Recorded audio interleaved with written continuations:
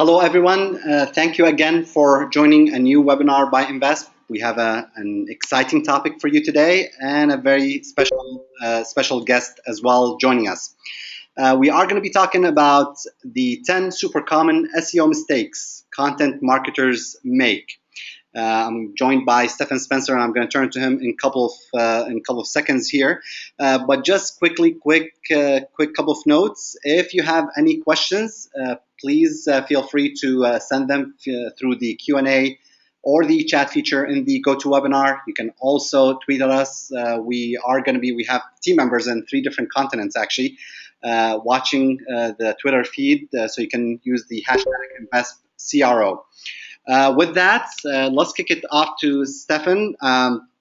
He's really like if you've done any SEO, if you know the SEO space, if you attended any SEO conferences, Stephan is just a well-known expert in the field. I've known him since the Net Concepts days. Now he had moved on to much better things. He co-authored 3 different books, but with that, I think he has a slide about some items that he has worked on. Stephan, thank you for joining us, and I'll turn it to you. Thank you. All right. Welcome, everyone. So we're going to just be drinking from the fire hose here for the next 30 minutes, 35 minutes or so.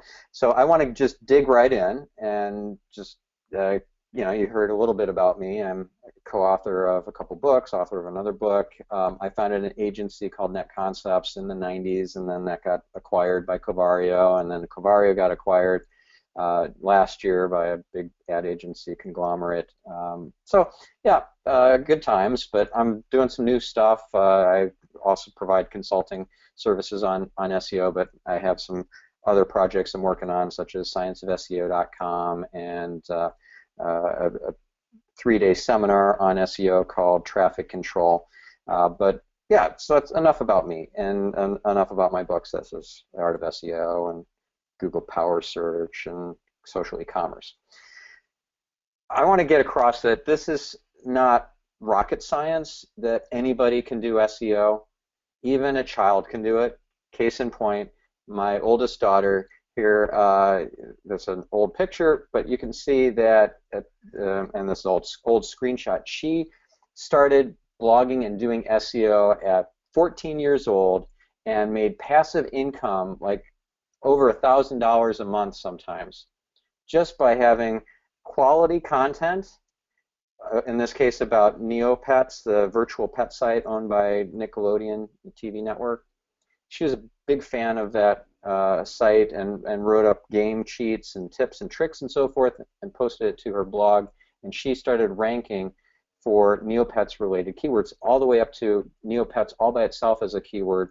She had to work her way up to that point, but to be on page 1 right up there with neopets.com was quite impressive. She ended up speaking at a lot of conferences. She started writing for the Huffington Post. She got newspaper articles and so forth written about her. And this is a kid. So if a kid can do this, you can too. All right, so I'm going to talk to you as if you're already a content marketer, because anybody that's creating stuff for the web should be a content marketer. You're creating content that's remarkable, that's hopefully going to spread like wildfire because it's so outstanding, so incredible, so worth spreading.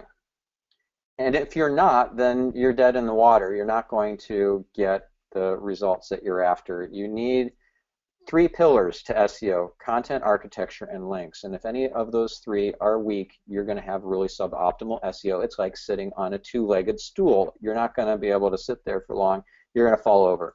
So without building fantastic link authority, you're dead in the water. So we're going to cover some mistakes that content marketers make. There are 10 of them that I'm going to go over here. So I invite you to think like a search engine and imagine yourself as Googlebot visiting your site. What is this content that it's seeing? Is it evergreen, or is it just kind of flash in the pan dated content? Is it a natural link profile that you have, or is it very engineered and unnatural looking, like you're getting your golf buddies and your co-workers and so forth to link to you, and not just kind of organically getting a lot of links earned by merit? Are you accessible to the search engines, or are you inaccessible? Do you have like a country selector as your homepage instead of having a really content-rich, keyword-rich homepage? So with that in mind, you're going to think like a search engine. Let's address the 10 most common SEO mistakes that content marketers make. Mistake number 1 is going for likes and not links. I'm going to delve into each of these, so don't worry. I'm setting things up right now, and I'm going to delve in. Mistake number 2 is misplacing the content. Mistake number 3 is targeting the wrong audience. Number 4, not getting help from a power user on social media. Number 5, using the wrong or no words on your pages. Number 6 is breaking the site inadvertently. Number 7, not doing systematic outreach to influencers. Number 8, not gathering good intelligence about your competitors and about your own site. Number 9, being activity focused instead of outcome focused. And number 10, buying into all these prevalent and ridiculous SEO myths that are out there. So let's dig into number 1. Mistake number 1 is going for likes and not links. It's great if you get a whole bunch of Facebook likes, you know, like, oh, you feel so good. But does that have staying power? Does that really give you the juice in terms of your SEO? It does not.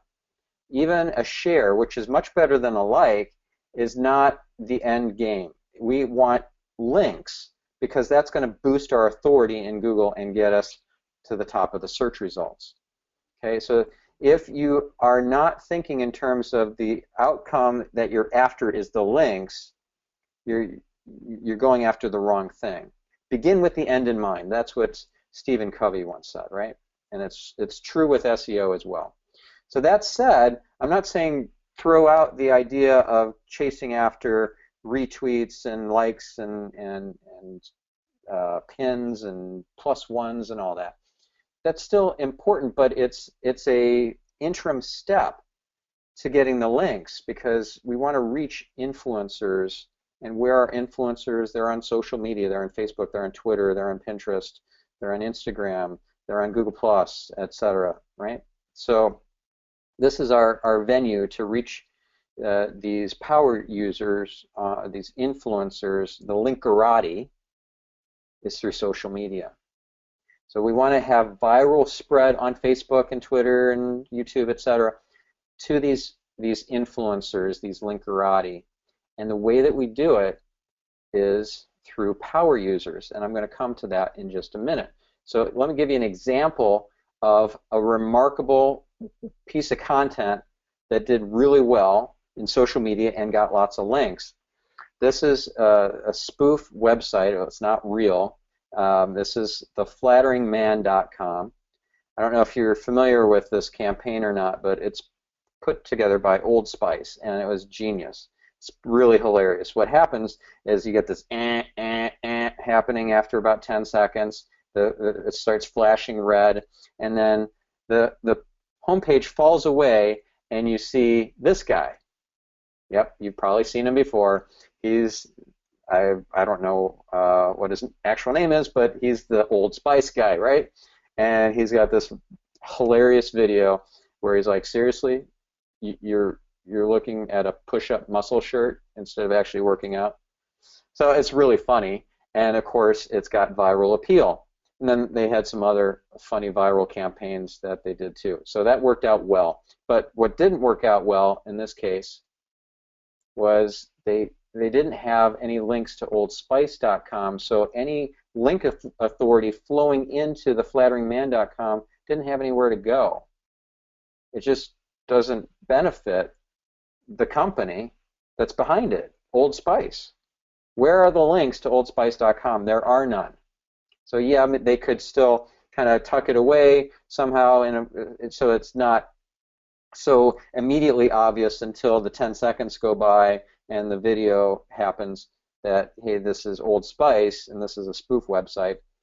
You could still have that magic happen and have a good text link flowing flows PageRank to the Old Spice website.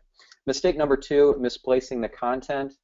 So when you create remarkable content, and when I say remarkable, I'm going to use Seth Godin's definition of remarkable. It's worth remarking about. If you read The Purple Cow by Seth Godin, we want purple cows with our content. We want purple cow content all over the place. And you need to have a home where you're going to attract links and the most links possible. So if it's on a microsite and you're going to get more link authority, then okay, that works. But if it's a microsite that isn't going to really get you a lot more links than if it were on your main website, then you should have it on your main website, right? On your www subdomain, because that's the site you're trying to get to rank for all your products, your categories, your subcategories. Should it be on a third-party site? If you create something really viral and it's just awesome and amazing, remarkable, should it maybe get posted to a Huffington Post or BuzzFeed? Possibly, but if it's home, if it's living on www.yourcompany.com, then that's going to be the rising. It's going to give you the rising tide that lifts all boats. All your product pages, all your category pages will benefit from the link authority flowing in to that particular viral piece of content. So it really is it depends sort of scenario whether you want it to be on posted to BuzzFeed or I don't know, let's say Medium.com, or if you're in business to business, like as a LinkedIn.com article or whatever, or if it's going to be on your own blog, your company blog, or if it's going to be on a separate microsite. So let's quickly go through an example here of Victoria's Secret, who did a sponsored article, a listicle is what they're called when they're like top 10 list sort of things. They do really well on BuzzFeed, Viral Nova, Upworthy, Distractify, etc. They could do really well for you. Should it be posted to BuzzFeed? Well, let's kind of reverse engineer what happened here with Victoria's Secret. So they paid BuzzFeed for a sponsored article, 12 things women do every day that are fearless, but they made a big boo-boo. If you look in the HTML source, you're not going to find a single link in that article to victoriassecret.com. It's like, what was the point then, right? Now, they do have a link on that article page to Victoria's Secret's profile on BuzzFeed, and on that profile there's a link to victoriassecret.com, but that is a far stretch from, it's far away.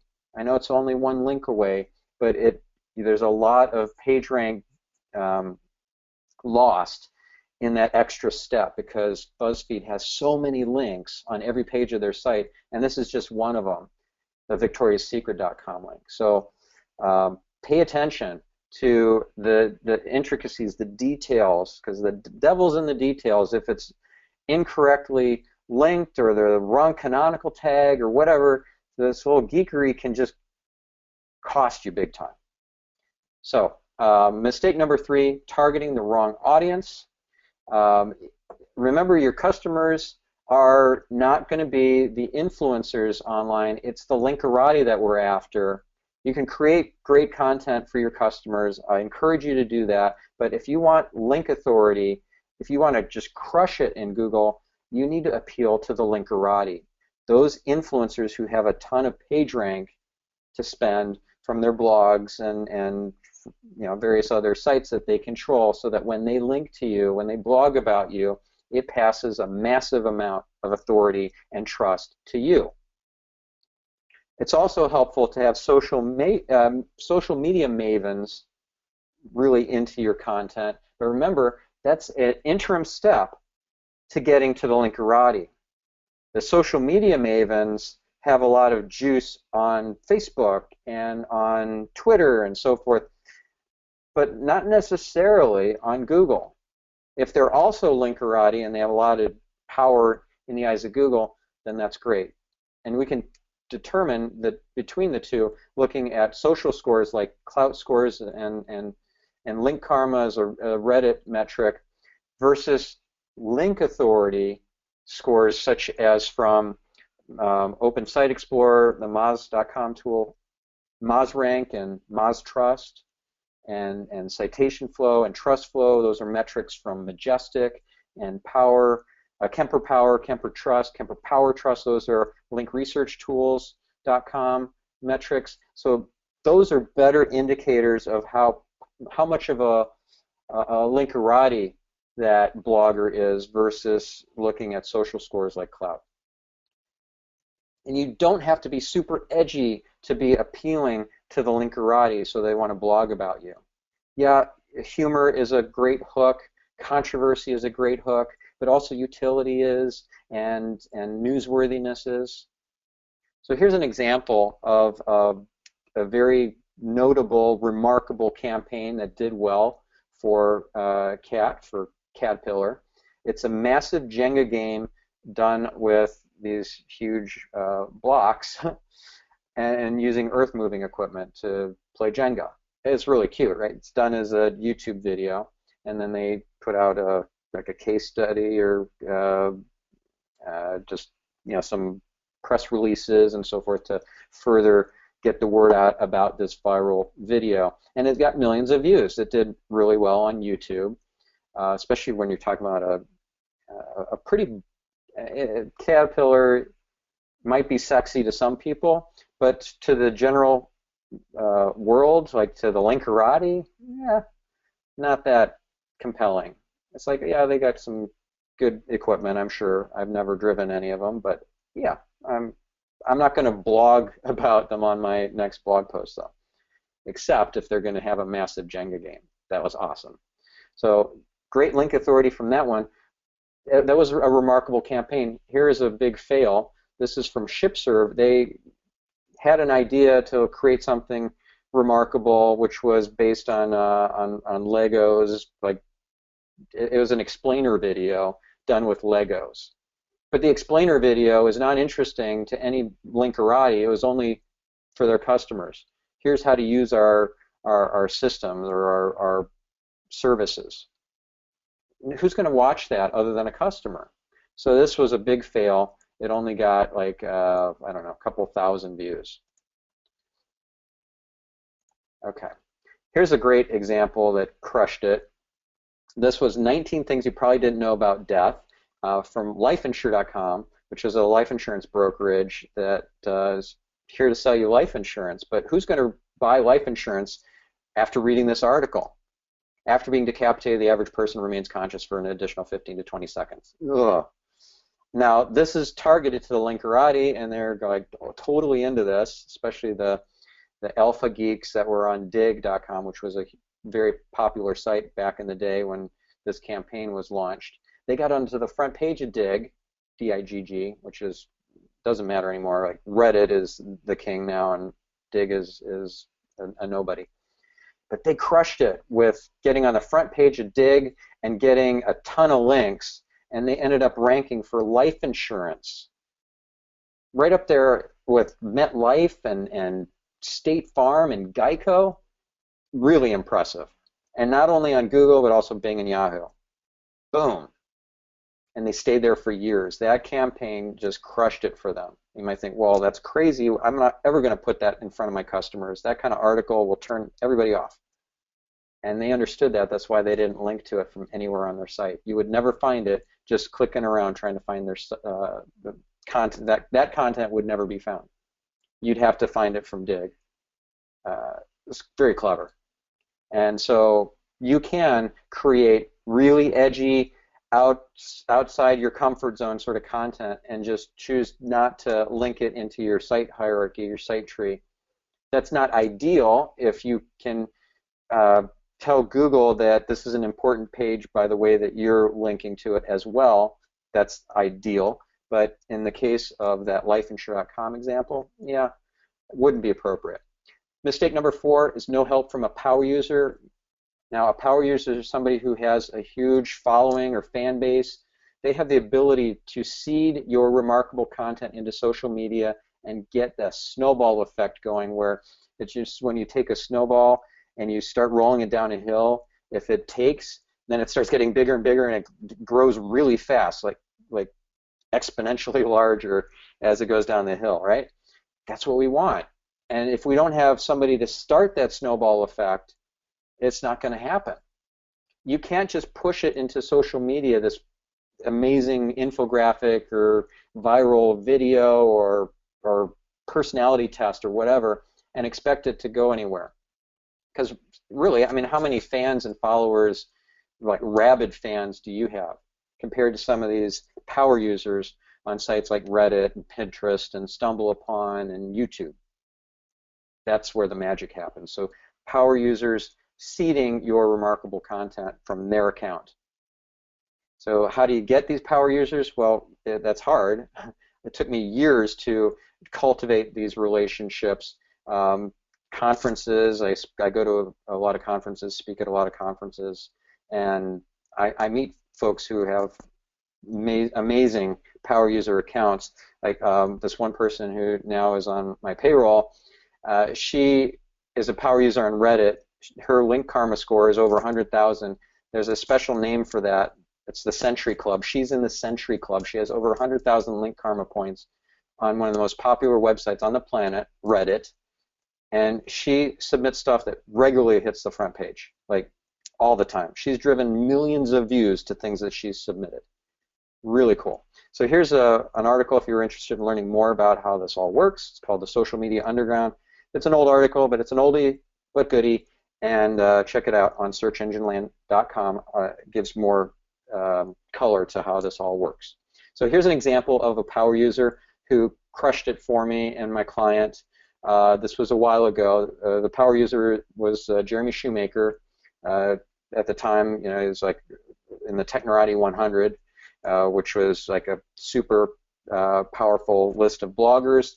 Technorati is a kind of insignificant now, like Dig is. But Overnight Prince, my client, just crushed it in terms of rankings for business cards. They were nowhere prior to this contest. So I come up with this idea for design new business cards, design a new business card design for Jeremy, and if you're the winner, you get free business cards for life.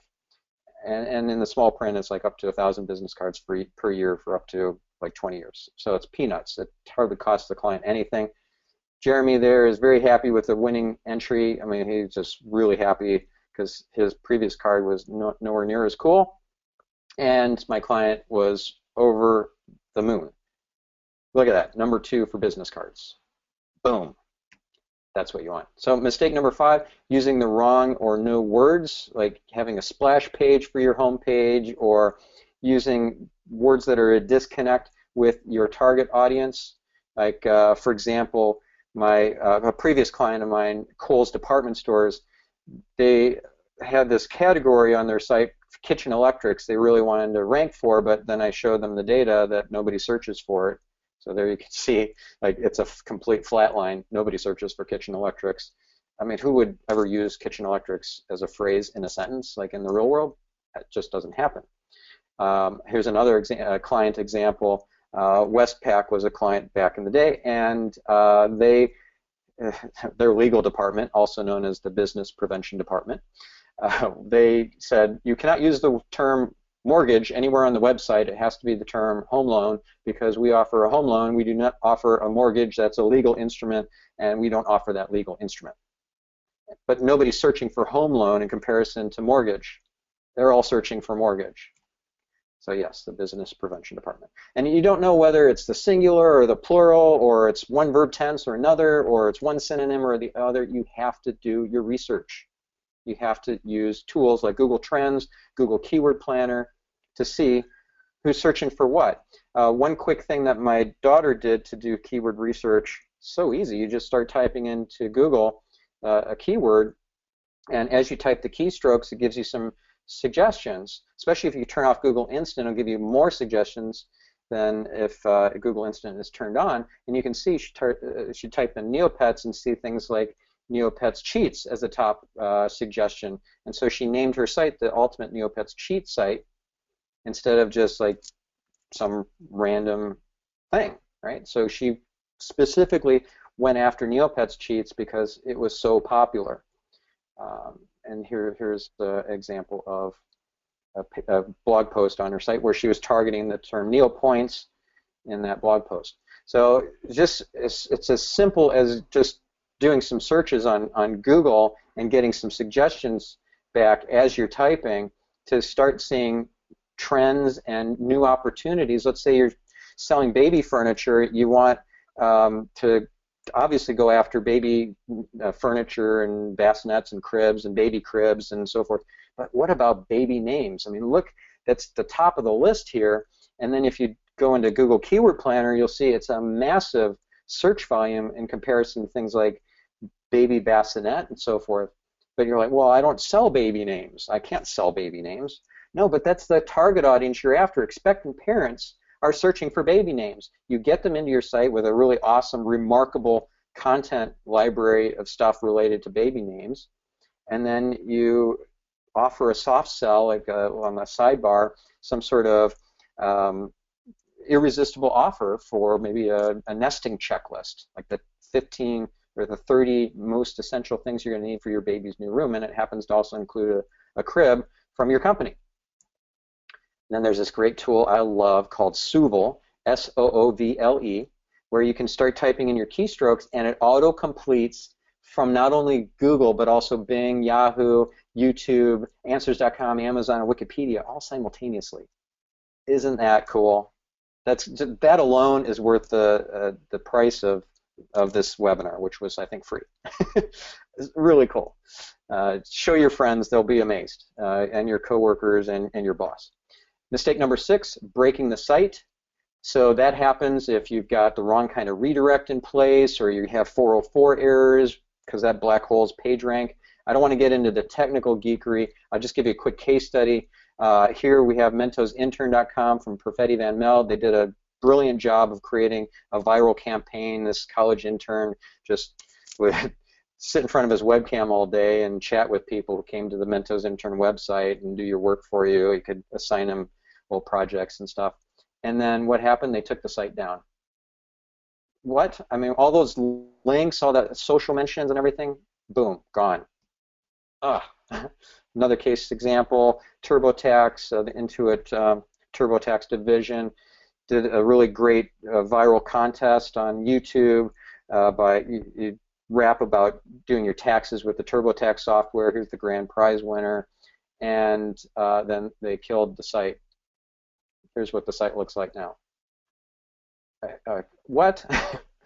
Don't do that. Here's another example, lifeinsure.com. We already saw this. That was crushing it, and then they redesigned their site and they broke some stuff in the back end, and they're nowhere to be found anymore for life insurance.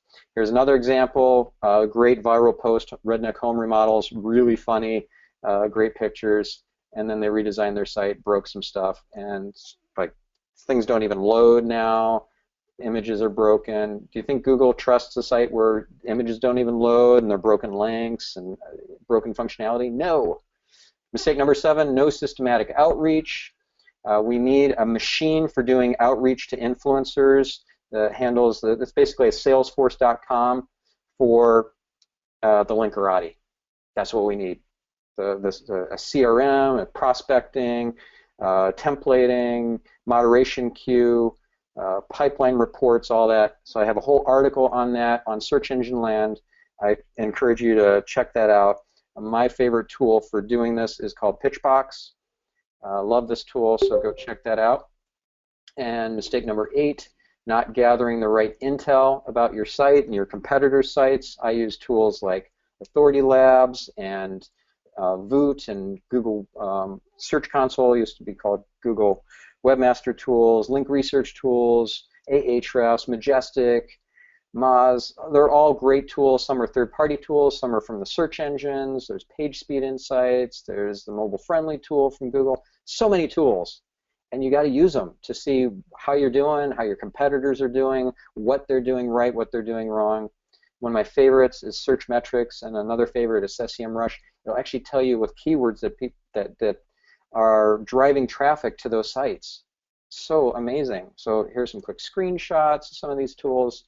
Wish I could go into detail about all these different tools. This one, I love Voot. It actually tracks all your engagement metrics in YouTube, including your search rankings in YouTube, the #2 search engine. What other tool will do that for you? I don't know of any. Here's Link Research Tools. and search metrics, which, as I said, will show you your competitors, what they're ranking for, how they're ranking, what position, and estimated traffic numbers from that. So amazing. Okay, turn off statistics on your video so your competitors can't see that stuff. And mistake number 9, being activity focused instead of outcome focused. Right, so don't just tick off every item on your SEO best practices list, because a lot of things don't really matter. You know, a Google keyword, meta keywords never counted in Google, so why would you ever waste your time on that? Even meta descriptions won't influence your rankings, so that's very much a second order activity if you have time. Focus on things that really matter, like title tags and internal linking structure and stuff like that, not the little things to tick off the list. Look at this ridiculous meta keywords list that all it does is flags to Google that you're a spammer. Never helped, not even on day 1 of Google. And finally, mistake number 10, buying into SEO myths. There are so many of them. I kind of touched on a few, like the meta keywords. You know, people still talk about meta keywords. I don't know why. But the bottom line is SEO is an experimental science. You got to test this stuff, see what works and what doesn't. Here are a ton of examples of SEO myths. I wrote several articles for Search Engine Land on the topic. Right? So I just bombarded readers on Search Engine Land with dozens upon dozens of SEO myths. So to keep to time here, I know we only had 35 minutes. I want to open up to a few questions here, whatever we can do in a lightning round. I also want to encourage you to follow me on Twitter. @Spencer is my handle. Contact me personally at Stephan@stephanspencer.com. And also, if you're interested in getting a white paper version of all those myths, I have a white paper that you can get from my assistant, admin@stephanspencer.com. So remember, you only eat an elephant one bite at a time. So just pick something from today that you'll implement next week, and just start making some progress, because if you just feel, oh, I'm overwhelmed, there's too much to do, nothing will happen. You'll always get what you've always gotten. So do something different, and I promise you'll get some results. Excellent, Stephan. Really quick, very impressive, by the way. I think, how many slides did we go through? Almost like 90 slides, close to 100. Yep, something like that. And I was looking just before the webinar. Stephan sent me the slides, or actually his assistant did. And I was looking at it, I'm like, wow, how are we going to be able to do this in 35 minutes? So, hey, all power. Boom. There you go. So a couple of just quick notes. So we will have the recording of this webinar available in the next couple of days, and all those who registered will get a copy of the webinar.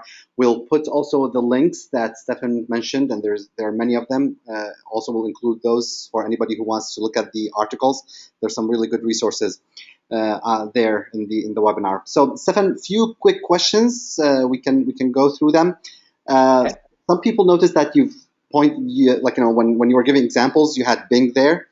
And one question, with Google dominating the search space, does it even make sense to focus on Bing or Yahoo?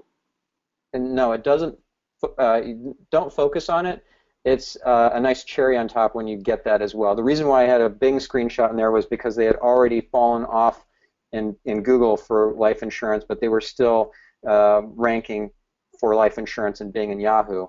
So at the time, I took that screenshot because I hadn't grabbed one of Google. But they stayed on Google for years for life insurance just from that one campaign.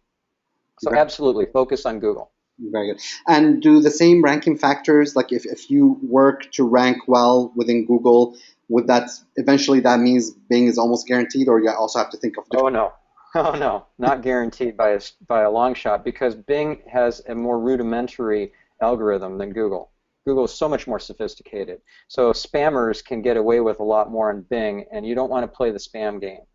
Yeah, Black Hat can work, and it works easier in Bing than it does in Google, but that's not sustainable. So go for the white hat, pearly white hat stuff that's going to work in Google, and if you happen to also get results in Bing, that, like I said, is a cherry on top. Very good, excellent. Another question, how do you find power users for YouTube?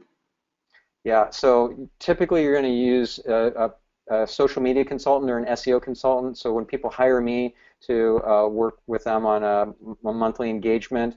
I bring those power users to them, and then it's just like maybe $750 per push per article, and maybe they're pushing a few or a handful of articles per month. So it's not inexpensive, but it's not expensive either. But finding them is tricky if you don't have an insider such as myself to introduce you to the right folks. Otherwise, it's just a lot of hard slog, going to conferences and shaking a lot of hands and hanging out at the bar during and at cocktail receptions and so forth, and meeting people and just randomly hoping that you bump into a power user. Definitely, yeah. And I've seen a lot of that at conferences.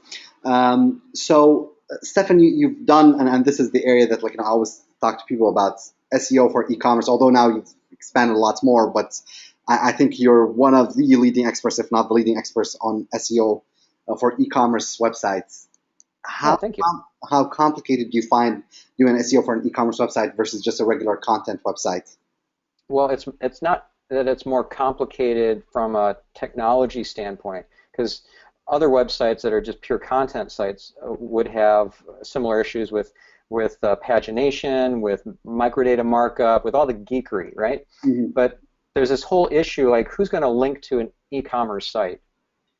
You have to really stand out with remarkable content. So in that sense, you are on the back foot compared to a content site, right? So if I'm selling jewelry online, how am I going to attract the linkerati with product pages and category pages, the traditional kind of online catalog? It's not going to happen. So you have to really think out of the box, and that's one area that I stand above the rest, is coming up with these crazy brilliant viral campaign ideas that will crush it for my clients, as well as all the technical geekery, because I am like an uber geek. I've seen some of your presentations are just really packed with technical information that you just need to sit there and just learn just put it down and just learn everything that you've said. Yeah, I give people headaches. No, I remember one time you did a presentation on fine-tuning WordPress. And I'm somebody who worked with WordPress for so many years, and I was just sitting there. I'm like, okay, I'm learning something new, and I love it. So, yeah. Excellent. So, a couple more questions before we wrap up over here. Your favorite keyword research tool? Right. So Google Keyword Planner is the place to go if you want hard data on Google searches. You can also use Keyword Discovery, and there's keyword data out of search metrics and so forth. But my first port of call is the Google Keyword Planner. All you have to have is an AdWords account. You don't even have to spend any money on AdWords in order to use it. Very good. Now you talked about you had the 301 versus the 302 redirect. Yep. Does using a 301 redirect for your website for a particular page, does that continues to pass all the link juice as far as we know or we can tell? If you have to use a 301? Yeah, it's the vast majority of the PageRank transfers through a 301. 302 doesn't pass any, but 301 passes the vast majority. It may not pass 100% though. We can never know exactly the percentage, but it's the vast majority. Very good. Excellent, excellent. Last question of the night. Panda, Penguin, all these updates from Google, they have many guys who work in the SEO industry scratching their head. What's the best way to handle them and to deal with them? Well, if you play the pearly white hat game, you're not going to get smacked by these algorithms because they're punitive algorithms, right? So Panda is all about low quality content, and Penguin is all about low quality links. If you're playing that game of low quality link building, buying links, doing artificial techniques, private blog networks and all that, you're just painting a big target on your back. And so the algorithms will smash you. And just think of it like this, like you are creating a rap sheet for yourself that Google is keeping and has been for years. So you might think, I'm getting away with murder here. I haven't gotten caught yet, and I'm going to ease off before Google catches me. No, Google knows that you're doing this stuff. They might not know right now, but they could retroactively go back and see that you're doing this stuff, that you were doing this stuff, and then you suddenly stopped right when it got really hot. Yep. And that really presents you in a bad light to Google. And so when you launch a new website or you do some new initiative or whatever and you expect to really crush it and then you don't, it's like, well, what happened? I was abiding by the rules for the most part and I never got caught. Well, that's the wrong game to play. Definitely, definitely. That makes a lot of sense. Well, everyone, thank you for joining. Again, the webinar recording will be available in the next couple of days. You will receive a link to that. Our next webinar is going to be with Linda Bustos, who blogs at Elastic Path. So keep an eye on that. Stephan, thank you very much for joining us and for sharing your knowledge with everyone. Oh, you're welcome. Thanks for having me. Thank you.